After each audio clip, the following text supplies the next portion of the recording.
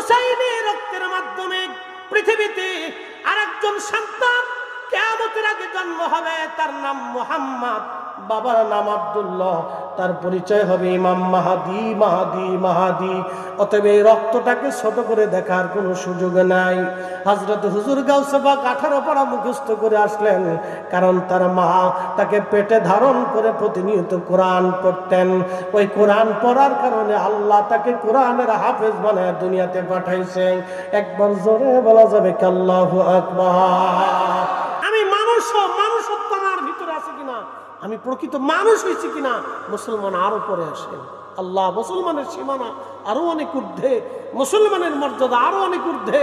কোরআন বলতেছেন কুনতুম খায়রা উম্মাতিন উখরিজাত লিন্নাস, तमाम সৃষ্টির মধ্যে তোমাদেরকে আমি শ্রেষ্ঠত্ব দিয়েছি, শ্রেষ্ঠত্বের উচ্চ আসনে আমি আসীন করেছি। तमाम উম্মত থেকে তোমাদেরকে 70 গুণের মর্যাদা আমি রব তোমাদেরকে মর্যাদাবান করেছি। এই উম্মতের মর্যাদা দেখে সমস্ত নবীরা বলেছিল, ইয়া রাব্বি, আমাদেরকে আখিরি নবীর উম্মত বানিয়ে দেন। ঈসা রুহুল্লাহ আলাইহিস সালাম কিতাবধারী নবী হওয়ার পরও, 4 জন বিশিষ্ট রাসূলের মধ্যে একজন রাসূল হওয়ার পরও তিনি বারবার বলতেন, ইয়া রাব্বি, আমাকে আখিরি নবীর উম্মত বানিয়ে দেন, উম্মত বানিয়ে দেন, উম্মত বানিয়ে দেন, উম্মত বানিয়ে দেন। দোয়া করতে করতে আল্লাহ রাজি হয়ে গেলেন, ঈসা নবীকে এই নবীর উম্মত বানিয়ে দিলেন। এই উম্মতের দাম কত হতে পারে? আরে মানুষ আগে হন, মুসলমান পরে হন। এই উম্মতের এত মর্যাদা আল্লাহ দিয়েছে, এই উম্মত নিজের মর্যাদা নিজে বোঝে না, মসজিদের জুতা চুরি করে খায়। খুব মনোযোগ দিবেন, কথাগুলি শুনবেন। শেরপুরের মুসলমান, ওই মায়ের রেহেমের ভিতরে আমি বড় হতে লাগলাম। যখন 120 দিন সময় হয়ে যায় মায়ের রেহেমে, 4 মাস, ঠিক তখনই রুহু নামক ইঞ্জিনটা আল্লাহ রুহের জগৎ থেকে এনে মায়ের পেটের মধ্যে আল্লাহ ফিট করে দিলেন। ওই সময় আল্লাহ জিবরাইলকে ডাক দিয়ে বলে, জিবরাইল, 4টা জিনিস তুমি আমার বান্দার জন্য নির্ধারিত করে দাও। 1 নম্বরে হায়াত, কতদিন দুনিয়াতে সে বেঁচে থাকবে, কোন জায়গায়, কোন স্থানে, কোন সময়ে, কোন মুহূর্তে, কোন ভাবে সে মৃত্যুবরণ করবে, আমার বান্দার জন্য তুমি এটা লিখে দাও। এই জন্য মৃত্যু যেখানে আছে বান্দা সেখানে মরতেই যাবে, কোনো রাস্তা নাই। আহা, মায়ের রেহেমের ভিতরে ওইভাবে আল্লাহ বড় করতে থাকেন আমাকে। যে নারী মা হয়েছে, সন্তান জন্ম দিয়েছে, এই নারী জানে মার কত ব্যথা। আহা, মা কি জিনিস, এ যুবক আপনি বুঝে যাবেন আজ। শেরপুরবাসী, মা কি জিনিস আপনাকে আজ আমি বুঝাবো। আল্লাহ রসুল ওই মায়ের পেটের ভিতরে মার নাভির সাথে আল্লাহ রাব্বুল আলামিন আমাদের বডিটাকে অ্যাডজাস্ট করে দিলেন। মা খায়, আমি খাই, মা ঘুমায়, আমি ঘুমাই। এক কথা বুঝে যাবেন, মা খায়, আমি খাই, মা ঘুমায়, আমি ঘুমাই। আজকে একটা সূত্র বুঝে যাবেন, মা খায়, আমি খাই, মা ঘুমায়, আমি ঘুমাই। মা নামাজ পড়লে আমার নামাজ হয়, মা জিকির করলে আমার জিকির হয়, কারণ মায়ের নাভির সাথে আমার অ্যাডজাস্ট হয়ে গেল। ডাক্তার বলে দিল, রোগীকে গাইনি বিশেষজ্ঞ মহিলা ডাক্তার মাকে ডেকে নিয়ে বলল, বোন আমার, আপনাকে মাছ খেতে হবে, আপনাকে ছোট মাছ খেতে হবে, সবজি খেতে হবে, দুধ খেতে হবে, ডিম খেতে হবে, পুষ্টিকর খাবার আপনাকে খেতে হবে। কারণ আপনার শরীরে পুষ্টি হলে আপনার বাচ্চার শরীরে পুষ্টি হবে। ভালো ভালো খাবার পেলে আপনার সন্তানের ব্রেন ভালো হবে, সুস্বাস্থ্য হবে, সুন্দর হবে। এই জন্য দুধ খাওয়া লাগবে, ডিম খাওয়া লাগবে, খেজুর খাওয়া লাগবে। আল্লাহর নবী বললেন, উম্মত, তোমরা তোমাদের গর্ভবতী নারীদেরকে খেজুর খাওয়াও, কারণ খেজুর আল্লাহর জান্নাতের ফল। একবার জোরে বলবেন কি? মার পুষ্টি হইলে যদি সন্তানের পুষ্টি হয়, মা খাইলে যদি সন্তানের খাওয়া হয়, মা ঘুমাইলে যদি সন্তানের ঘুম হয়, মার স্বাস্থ্য ভালো হইলে, পুষ্টিকর খাবার খাইলে যদি সন্তানের পুষ্টি হয়ে যায়, তাহলে সন্তান পেটের ভিতরে নিয়ে মা গান শুনলে, টেলিভিশন দেখলে, নাচানাচি দেখলে ছেলেটাও নাচানাচি হয়। এইভাবেই নাচে। কারণ ওই সময় নারী যদি কোরআন শরীফ তেলাওয়াত করত, ওই ছেলেটা কোরআনের প্রতি তার ভক্তি হতো। ওই সময় মহিলা যদি দুরূদ শরীফ পড়ত, ওই ছেলেটা রাসূলের প্রতি মহব্বত বাড়ত। মহিলা যদি নামাজ পড়তো, তাহলে বাচ্চাটা মায়ের পেটের ভিতরে নামাজি হতো। যেমন হুজুর গাউসে পাক মহিউদ্দিন আব্দুল কাদের জিলানী 18 পারা কোরআন শরীফ মুখস্থ করে দুনিয়াতে এসেছিলেন। কেউ বিশ্বাস করলেও করতে পারেন, না করলেও না করতে পারেন, ও সাথা কিছু আসে যায় না। এগুলি সব আল্লাহর কুদরত। কারণ তার মায়ের পেটের ভিতরে সন্তানকে নিয়ে তিনি এমনভাবে কোরআন পড়তেন, কারণ তার মা ছিল হাসানি, বাবা ছিল হুসাইনি। হাসানি হুসাইনি রক্তের মাধ্যমে আল্লাহর একজন মহান ওলি দুনিয়াতে এসেছিলেন। আবার একটা কথা মনে রাখবেন, এই হাসানি হুসাইনি রক্তের মাধ্যমে পৃথিবীতে আরেকজন সন্তান কিয়ামতের আগে জন্ম হবে, তার নাম মুহাম্মদ, বাবার নাম আব্দুল্লাহ, তার পরিচয় হবে ইমাম মাহাদি। অতএব এই রক্তটাকে ছোট করে দেখার কোনো সুযোগ নাই। হযরত হুজুর গাউসে পাক 18 পারা মুখস্থ করে আসলেন, কারণ তার মা তাকে পেটে ধারণ করে প্রতিনিয়ত কোরআন পড়তেন। ওই কোরআন পড়ার কারণে আল্লাহ তাকে কোরআনের হাফেজ বানায় দুনিয়াতে পাঠাইছেন। একবার জোরে বলা যাবে কি আল্লাহু আকবার? নারা হাত উঁচা করে বলেন আল্লাহু আকবার। তাহলে আমাদের নারীদেরকে গর্ভবতী হওয়ার পরে শুধু ভালো খাবার দেওয়া যাবে না, নামাজি বানাইতে হবে, পর্দানিসীন বানাইতে হবে, জিকির করনেওয়ালা বানাইতে হবে, দুরূদ পড়নেওয়ালা বানাইতে হবে, তখন তার পর্দা করাইতে হবে। এক কথা কান জোরে বলে, একসাথে পড়ে লা হাওলা ওয়ালা কুওয়াতা ইল্লা বিল্লাহ। বন্ধু আমার, মায়ের রেহেমের ভিতরে সন্তান, মার অনেক কষ্ট হয় ব্যথার কারণে, প্রসব ব্যথা বেদনার কারণে মা মনে হয় পৃথিবী থেকে সে বিদায় হয়ে যাবে। কত কঠিন আহার। এই জন্য আল্লাহ বলেন আনিশকুরলি ওয়ালিদাইক, বান্দা তুমি আমার শুকর করবে এবং তোমার বাবা মার প্রতি কৃতজ্ঞ হবে। মাঝে মধ্যে দেখবেন ডিসকভারি চ্যানেল বলে, হুজুর টেলিভিশন দেখতে বলেন কেন?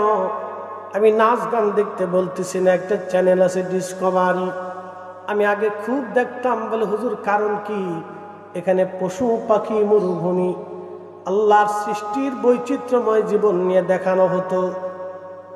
মাঝে মধ্যে দেখবেন হরিণ, বাঘের, মহিষ দাবুর দিয়েছে, পাল হাজার হাজার মহিষ দৌড়ায়, কিন্তু মা মহিষটা বাচ্চাকে বাঁচানোর জন্য সব মহিষ চলে গেল, মা মহিষটা যায় না।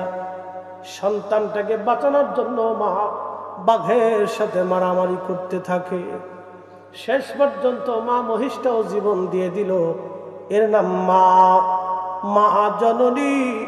মা জননী। কারণ মায়ের নাভির সাথে আমার বডিটার আল্লাহর যাঁচ করার কারণে মার রক্ত থেকে আমার রক্ত হলো, মার শরীর থেকে আমার শরীর হলো, মার দেহ থেকে আমার দেহ হলো, মার পুষ্টি থেকে আমার পুষ্টি হওয়ার কারণে মায়ের শরীর থেকে আমার শরীর যখন গঠন হলো, আমি মাকে ভুলে গেল, মা আমাকে ভুলতে পারে না। কারণ আমি মায়ের অংশ, আমার অংশ মা না। আমি মার অংশ, আমার অংশ মা না। আমি মায়ের অংশ, মায়ের থেকে আমি হইছি, আমার থেকে মা হয় নাই। মায়ের থেকে আমি হওয়ার কারণে মা আমাকে ভুলতে পারে না। সন্তান নতুন বউ নিয়ে চলে যায়, কিন্তু মা ভুলতে পারে না। 5 বছর পরেও যদি সন্তান ফিরে আসে, কান্না করে মা ভুল হয়ে গেছে। সাথে সাথে মা মাফ করে দেয়। মা তার মনের ভিতরে দুঃখ রাখে না, বেদনা রাখে না, কিন্তু সন্তান তারপরেও বাবা মাকে ভুলে যায়, বৃদ্ধাশ্রমে পাঠায়। ওগো মা, তুমি এ ধরনের শ্রেষ্ঠ নিয়ামত, তোমারই পদতলে রয়েছে জান্নাত, তোমারই পদতলে রয়েছে জান্নাত। ওগো মা, তুমি এ ধরনের শ্রেষ্ঠ নিয়ামত, তোমারই পদতলে রয়েছে জান্নাত। আরে আমার নবী তার মাকে ভুলতে পারেন নাই। ইমাম সুয়ুতি একখানা কিতাব লিখেছেন, আল-হাবিলিল ফতোয়া আল মুজাল্লাদুস সানি, একটা অধ্যায় তিনি করেছেন মাসালিকুল হুনাফা বিওয়ালিদাইল মুস্তাফা। আমি কিতাব থেকে একটা ঘটনা শোনাই। হযরতে আম্মা জান আয়েশা সিদ্দিকা রাদিয়াল্লাহু আনহা বলতেছেন, একদিন নবীজি হাজুন গোরস্থান, যদি কোনোদিন মক্কায় যান, আবু জাহেলের বাড়ি বর্তমান ল্যাট্রিন, জাবাল আবু কুবাইসের পাহাড়ের পাদদেশ দিয়ে, এইখান দিয়ে পিছন দিক দিয়ে যদি আপনি আগায় যান, তাহলে আপনি একটা মসজিদ পাবেন, মসজিদের নাম মসজিদে জিন। আর একটু যদি আগান, এখানে পাবেন হাজুন, বর্তমান নাম জান্নাতুল মুআল্লা। মুআল্লা গোরস্থান, এই গোরস্থানে আম্মাজান খাদিজা ঘুমিয়ে আছেন, যার নামে আজ মাদ্রাসা। তিনার নাম হযরত খাদিজাতুল কুবরা, উনার লকব তাহেরা তাইয়্যিবা। উনি পবিত্র পবিত্রা নারী ছিলেন। একবার আওয়াজ তুলে জোরে বলা যাবে কি মারহাবা।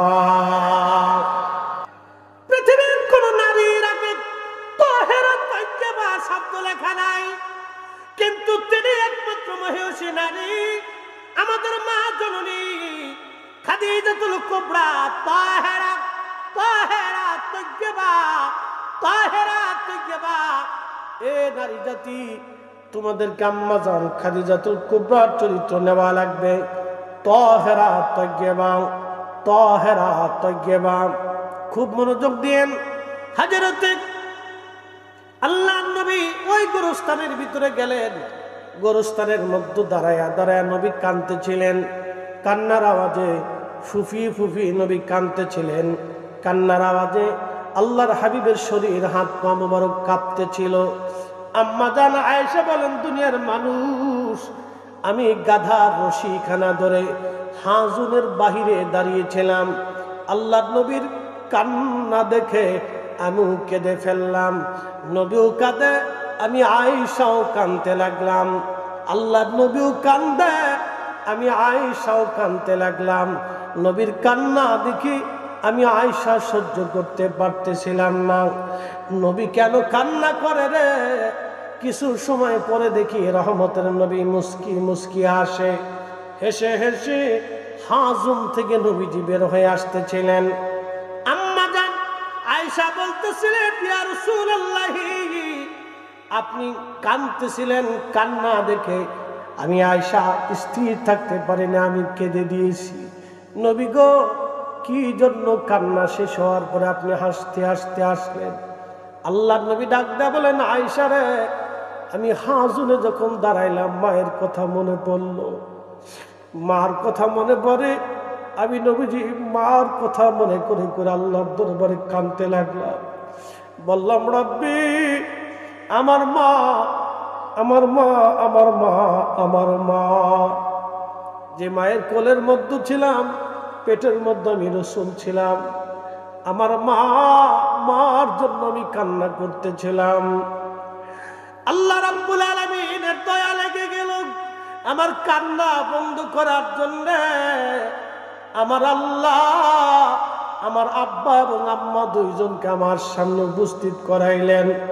আমি নবী তাদেরকে কালেমা পড়াইলাম। তারপরে আমার আল্লাহ তাদেরকে আমার কাছ থেকে আবার নিয়ে গেলেন। আমি এই খুশিতে হাসতে হাসতে বের হয়ে যাচ্ছি যে আমার আব্বা আম্মাকে আমার আল্লাহ আমার সামনে জিন্দা বানাইয়া, আমার কালেমা পড়াইয়া আমার উম্মতের দলভুক্ত বানিয়ে দিয়েছে। চিৎকার মেরে জোরে বলবেন কি আল্লাহু আকবার। না না জোরে বলেন আল্লাহু আকবার।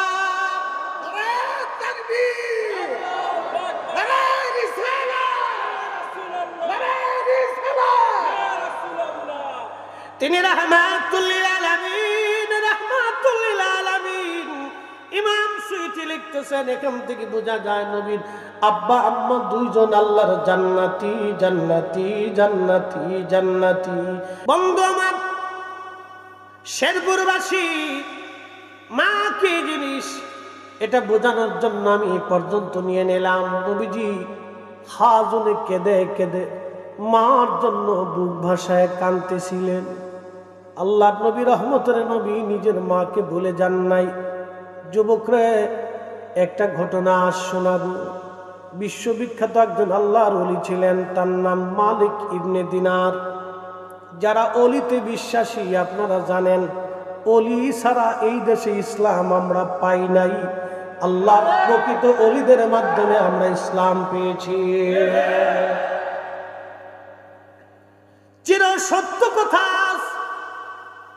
শুধু বাংলাদেশে না, ভারতে না, পাকিস্তানে না, আফগানিস্তানে না, ইউরোপে যদি দেখেন, আমেরিকাতে যদি দেখেন, চীনে যদি দেখেন, আফ্রিকাতে দেখেন, আল্লাহর বহু বড় বড় অলিরা কুতুবরা জমিন ঘুরে ঘুরে বিনামূল্যে আল্লাহর দামাত দিয়েছেন।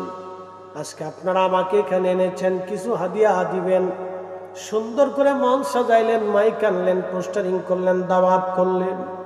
কিন্তু এমন দিন ছিল অলিরা এই জমিনে কালেমার দাওয়াত ঘুরে ঘুরে ঘুরে ঘুরে দিয়েছে। কোনোদিন খাবার খাইছে, কোনোদিন খাই নাই। আহা, শত্রুর মুখোমুখি দাঁড়ায়া কালেমার দাওয়াত তারা দিয়েছেন। আল্লাহর জমিনে কালেমার পতাকা তারাই উড়িয়ে গেছেন। কথা বলেন ঠিক না বেটে? বিনামূল্যে নিঃশব্দভাবে জমিনে রক্ত ঝরিয়ে কালেমার পতাকা তারা উড়িয়ে গেছে। শুধু খানকার পীর ছিলেন না, তসবিহ হাতে নেন নাই, তলোয়ার হাতেও নিয়েছিলেন। শাহাদাতের অমীয় সুধা পান করে তারা এই জমিনে কালেমার দাওয়াত দিয়েছেন। এই জন্য কথা মনে রাখবেন, আহা, শাহাদাত বড় অমীয় জিনিস। এই জন্য আপনি যদি দেখেন ফিলিস্তিনের মুসলমানেরা আজকে তারা শাহাদাতের পেয়ালা নিচ্ছে, শহীদ হচ্ছে, কিন্তু জালেম ইহুদি দাজ্জালের সৈনিকদের সামনে তারা মাথা নত করে নাই। এখনো তারা মাথা উঁচু করে বেঁচে আছে। কথা বলেন ঠিক কিনা?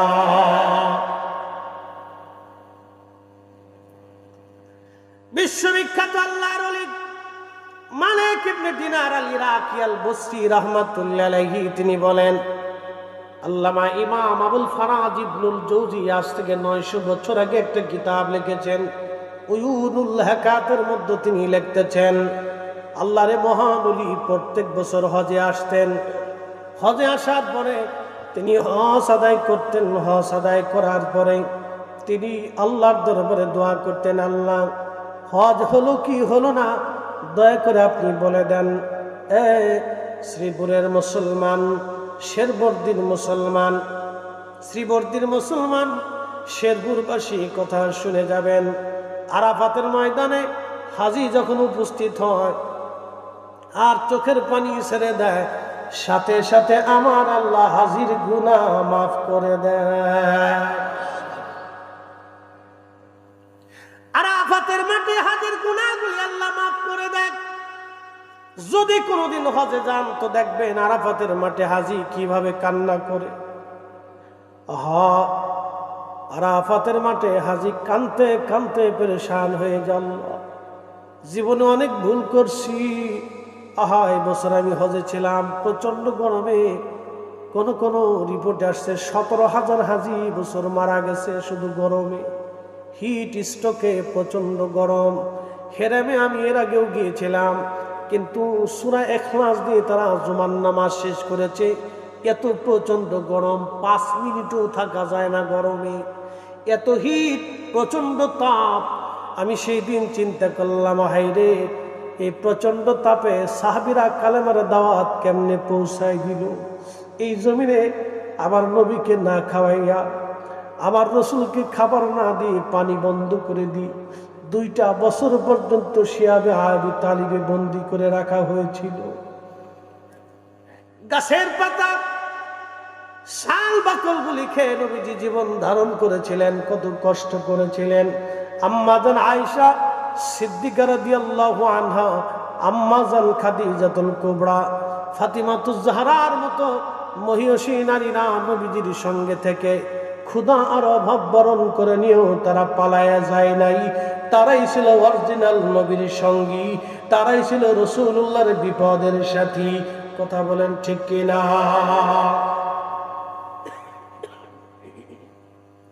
শেরপুরবাসী মালিক ইবনে দিনার আল ইরাকি বলতেছেন, আমি হজ শেষ করার পরে যখন হজের কর্মকাণ্ড সব শেষ হয়ে গেল, জামারাতে পাথর মারা শেষ, একেবারে বিদায়ী তাওয়াফ আমি করে ফেললাম।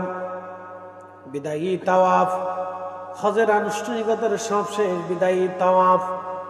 রব্বে কারিমের দরবারে বললাম, ইয়া রাব্বি, হজ তো শেষ করে ফেললাম, কার হজ হলো কার হজ হলো না এটা তো আর বলতে পারি না। আল্লাহ, আপনি দয়া করে বলে দেন কার হজ হয়েছে কার হজ হয় নাই।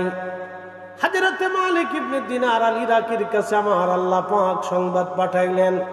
রাত্রি তিনি ঘুমানো স্বপ্নে আল্লাহ বলে দিলেন, মালিক রে, সবার হজ কবুল করেছি, সবার গুনাহ মাফ করেছি, কিন্তু একজনের গুনাহ আমি আল্লাহ মাফ করি নাই, একজনের হজ আমি আল্লাহ কবুল করি নাই।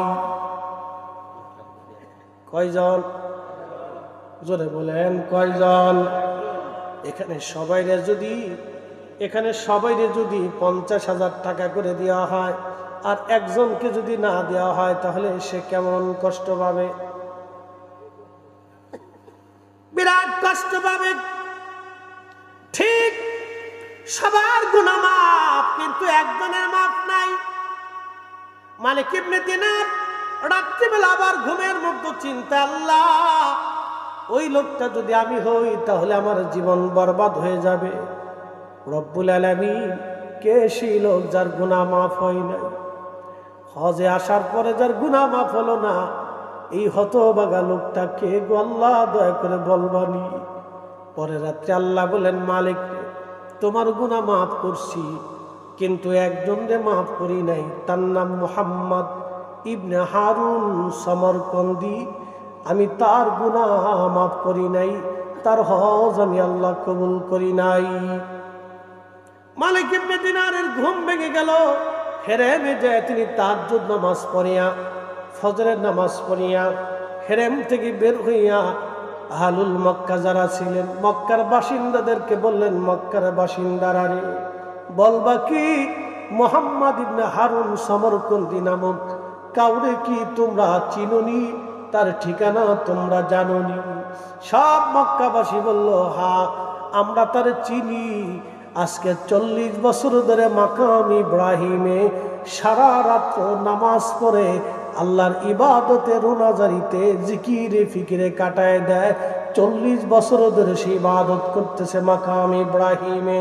সে অনেক বড় বুজুর্গ, অনেক বড় আল্লাহওয়ালা। মালিক ইবনে দিনার চিন্তায় পড়ে গেলেন, হায় হায়, এত বড় আল্লাহওয়ালা কিন্তু হজ কবুল হয় নাই। খুব মনোযোগ দিয়ে 40 কত বছর? কত বছর? কোন জায়গায় নামাজ পড়ে? মাকামে ইব্রাহিমে, যেখানে নামাজ পড়লেই কবুল হয়, যেখানে দোয়া করলেই মাফ হয়ে যায়, যেখানে কানলে আল্লাহ ক্ষমা করে দেয়, সেখানে 40 বছর ধরে কাঁদতেছে কিন্তু কবুল হয় না। লোকেরা বলল, হুজুর, রাতে পাবেন মাকামে ইব্রাহিমে, দিনের বেলা পাবেন মক্কার বিরান ভূমি। একটা গাছ আছে, এই গাছের নিচে সারা রাত মুহাম্মদ ইবনে হারুন নামাজ পড়েন, সারাদিন ওইখানে ইবাদত করে কাটায়। আপনি দিনে ওইখানে পাবেন, রাতে মাকাম ইব্রাহিমে পাবেন। আল্লাহর ওলি মালিক ইবনে দিনার হেঁটে হেঁটে বিরান ভূমিতে যা দেখলেন, হ্যাঁ, গাছের নিচে একজন বান্দা, একটা হাত নাই, দাঁড়ায় দাঁড়ায় খুব ধীর স্থির ভাবে নামাজ পড়তেছেন। আমরা তো নামাজ পড়ি ঠুকুর ঠুকুর ঠুকুর ঠুকুর নামাজ। নামাজে গেলে মনে হয় বিরাট বড় জ্বালা বাজছে, আমরা কামলা দেওয়ার জন্য মনে হয় নামাজ আইছি, কত তাড়াতাড়ি নামাজ পড়তে পারি। ঠুকুর ঠুকুর ঠুকুর ঠুকুর নামাজ, এই ঠুকুর ঠুকুর নামাজের 4 পয়সা মূল্য না। নামাজ পড়তে হবে ধীর স্থির ভাবে। আল্লাহকে সন্তুষ্ট করার জন্য আপনি এমন ভাবে দাঁড়াবেন যে আপনি আসামি, আপনি পাপী, আপনি আসামি, আপনি আল্লাহর আসামি, আপনি গোলাম, আপনি মনিবের সামনে দাঁড়িয়েছেন, আপনি প্রজা, আপনি মহারাজার সামনে দাঁড়িয়েছেন, যিনি রাজার রাজা, যিনি সম্রাটের সম্রাট, যিনি তামাম মুলকের বাদশাহ, তিনি সেই বাদশার সামনে আপনি দাঁড়িয়েছেন। বিনয়ের সাথে আপনাকে দাঁড়াইতে হবে। আমার দেশের নামাজ বিভিন্ন কোয়ালিটির নামাজ। এক নামাজ সামাজিক নামাজ, আর এক নামাজ বিয়ে নামাজ, আর এক নামাজ ঠেলার নামাজ, আর এক নামাজ বিপদের নামাজ, আর এক নামাজ নির্বাচনের নামাজ। নির্বাচন আসলে দেখবেন নামাজের হিড়িক পড়ে গেছে। বেশি রাত্র করব না, আমি আপনাদেরকে নিয়ে দীর্ঘ সময় দেব না, একটু ঘটনাটা শেষ করে আপনাদেরকে নিয়ে দোয়া করতে চাই। মালিক ইবনে দিনার আল ইরাকি বসরি তিনি যায় দেখেন গাছের নিচে আল্লাহর বান্দা নামাজ পড়ে, সালাম দিলেন, আসসালামু আলাইকুম রাহমাতুল্লাহ, সালাম দিয়ে তিনি বসে গেলেন।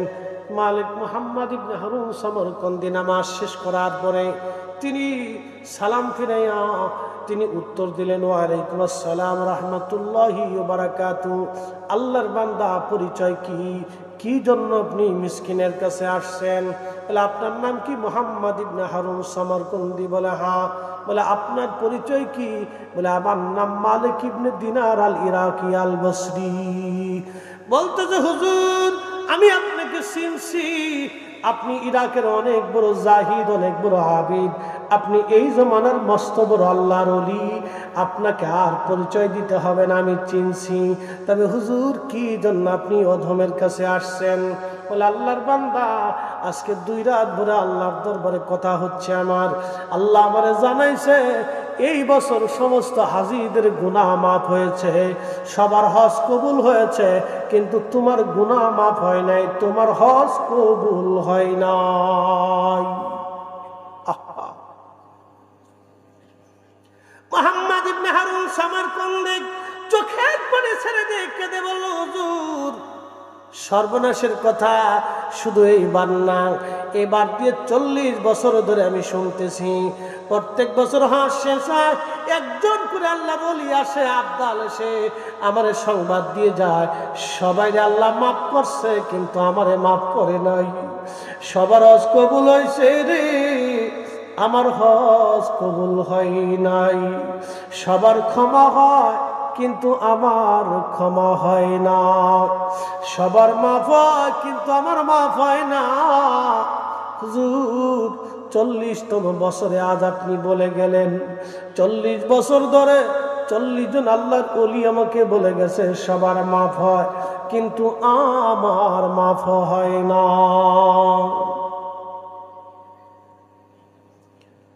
মালিক ইবনে দিনার বললেন, আল্লাহর বান্দা তাহলে বলো কি ভুল তুমি করছো, অন্যায় করছো, বলবানি?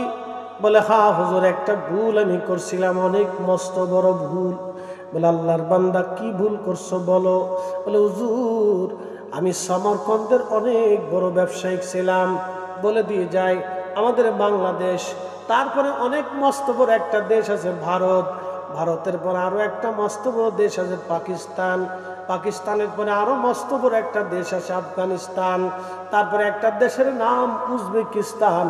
এই উজবেকিস্তানের বুখারা একটা শহর আছে, এই বুখারা থেকে 3 মাইল দূরে আর একটা শহর আছে, এই শহরের নাম হলো বাজান সমরকন্দ।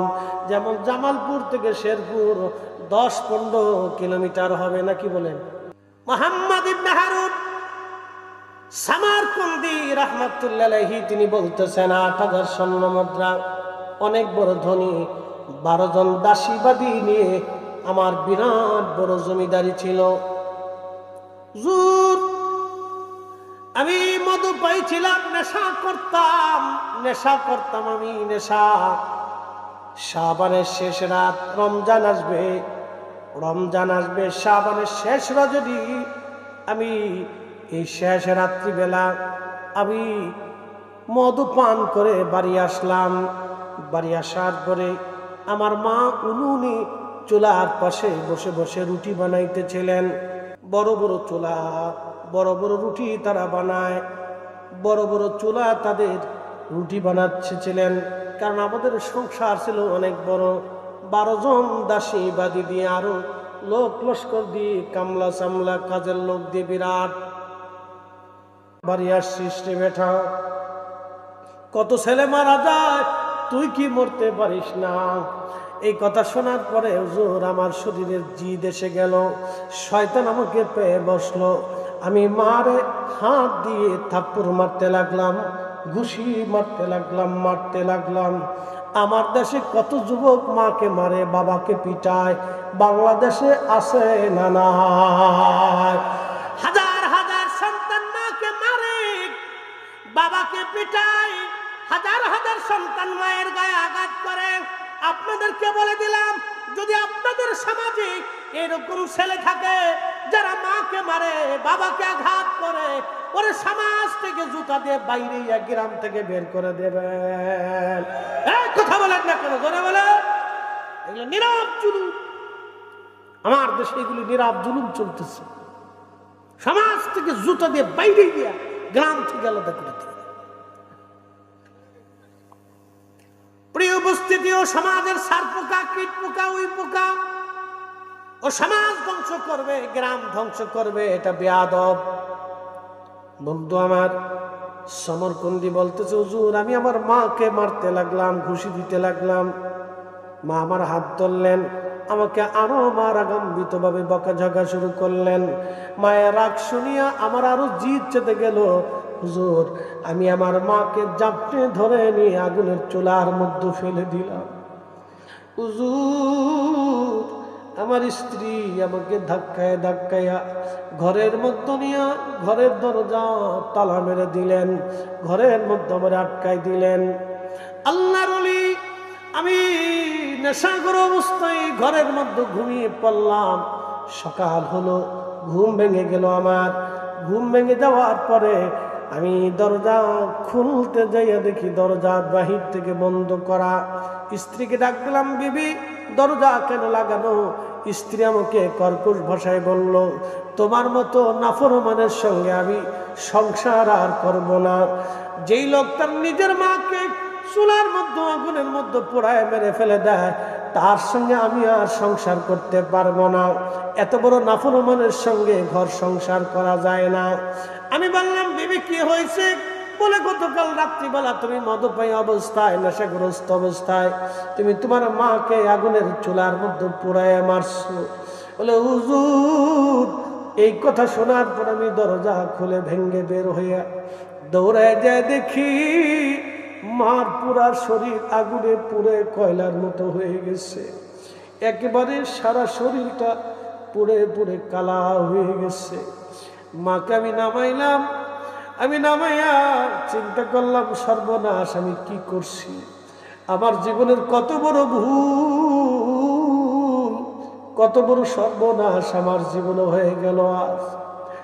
মালিক ইবনে দিনার বলতেছেন, লোকটা কাঁদার বলে, হুজুর আমি আমার মারে দাফন কাফন করলাম। দাফন কাফন করাইয়া আমি আমার স্ত্রী থেকে জুদা হয়ে গেলাম, তারে তালাক দিয়ে তারে বিদায় করে দিলাম। আমার 12 জন দাসী বাদী ছিল, আমি তাদেরকে মুক্ত করে দিলাম। যদি আল্লাহ আমাকে মাফ করে দেয়, আমি আমার মায়েরে মারছি, যেই হাত দিয়ে মায়েরে ঘুষি মারছিলাম, থাপ্পড় মারছিলাম, আল্লাহ আমারে মাফ করবে।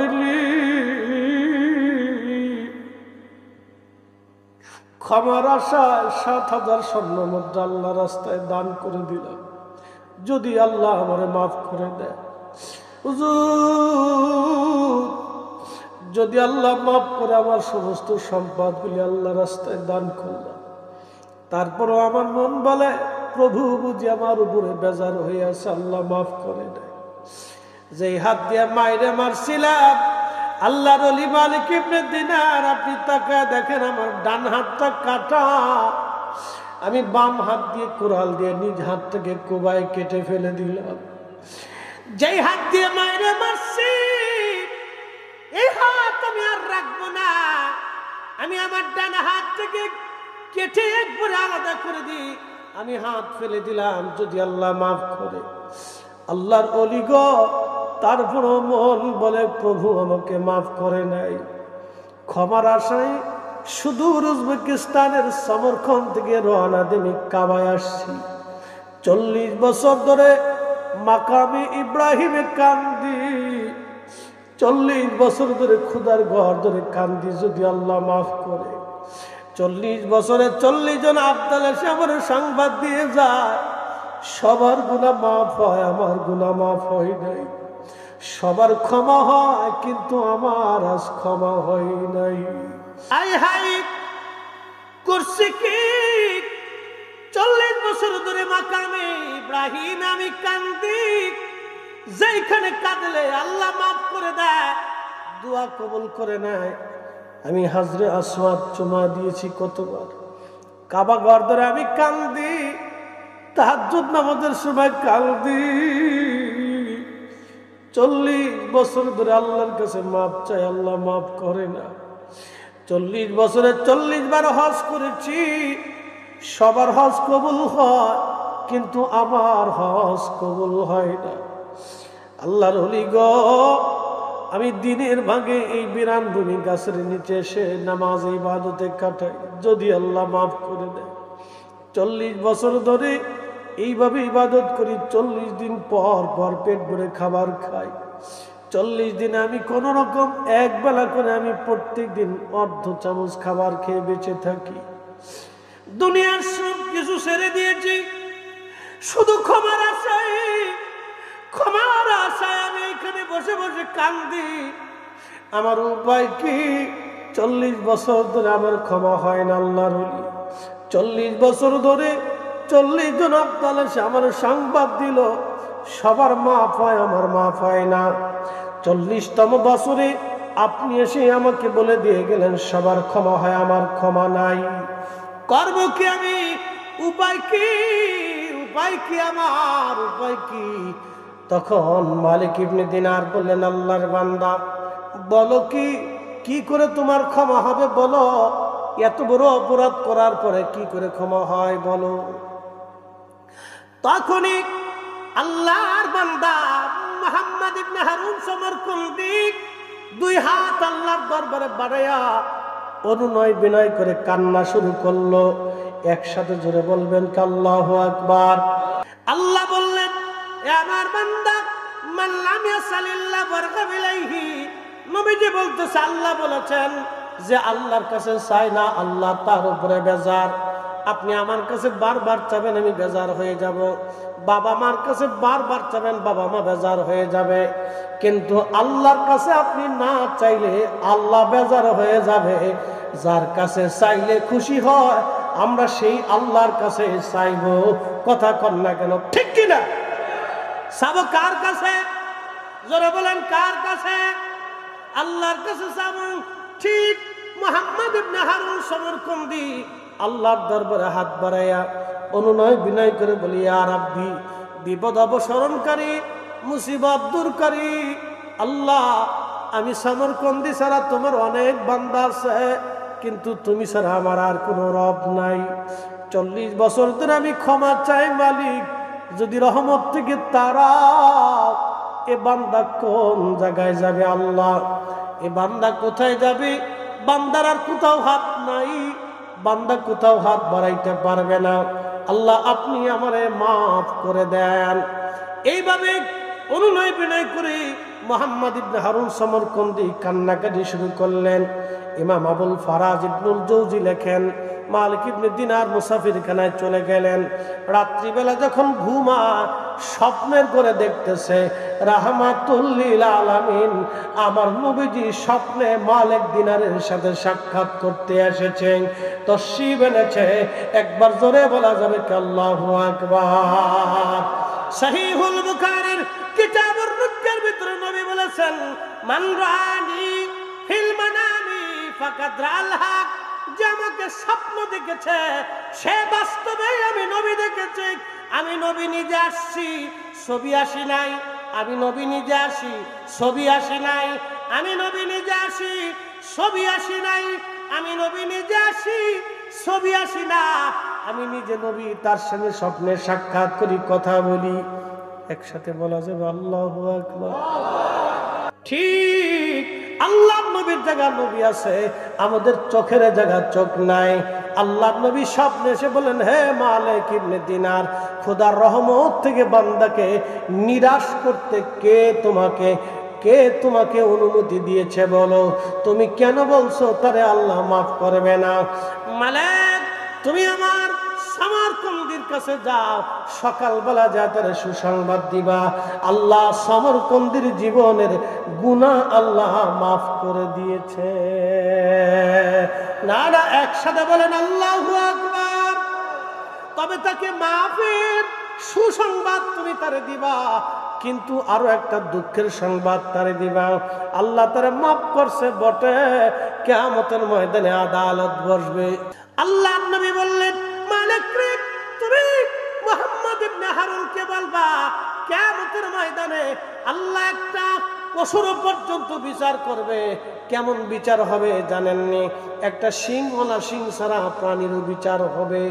একসাথে বলবেন আল্লাহু আকবার। আল্লাহ সেই দিন বিচার করবে, কিন্তু শুনে যান, বিচার করার পরে পশু পাখিরা সেই দিন মাটি হয়ে যাবে, তারা মাটির সাথে মিশে যাবে। আর নাফরমান যারা সেই দিন হাতের গোশত কামড়ায় কামড়ায় টেনে ছিঁড়ে ফেলবে, আর বলবে, ইয়া রাব্বি, মানুষ না হয়ে যদি গরু ছাগল হইতাম তাহলে কতই না উত্তম হতো। আমরা কেন মানুষ হইলাম, কেন মানুষ হইলাম, কেন মানুষ হইলাম? গরু ছাগল হইলে অন্তত আজকে মাটি হয়ে যেতে পারতাম। সেই কঠিন দিন আসবে, বড় ভয়াবহ দিন, বড় কঠিন। আল্লাহ নবী বললেন, মালিক, তারে আল্লাহ মাফ করছে, কিন্তু আল্লাহর আদালত বসবে কিয়ামতের ময়দানে। সমরকন্দির মা সন্তানের বিরুদ্ধে মামলা দায়ের করবে, আল্লাহ বিচারক, আর আসামি হবে মুহাম্মদ ইবনে হারুন সমরকন্দি। রে মালিক, তুমি যে বলবা আল্লাহর আদালত বসবে, সে আদালতে আল্লাহ রাব্বুল আলামিন সমরকন্দির মায়ের পক্ষে রায় দিবে, সমরকন্দির বিরুদ্ধে আল্লাহ রায় দিবে। তবে একটা বিচার কিয়ামতের ময়দানে সমরকন্দির হবে। কি বিচার হবে সেটা আমি পরে আপনাদেরকে বলতেছি, খুব মনোযোগ দিয়ে কথা শুনবেন। হাশারের মাঠে বিচার অবশ্যই হবে, অবশ্যই।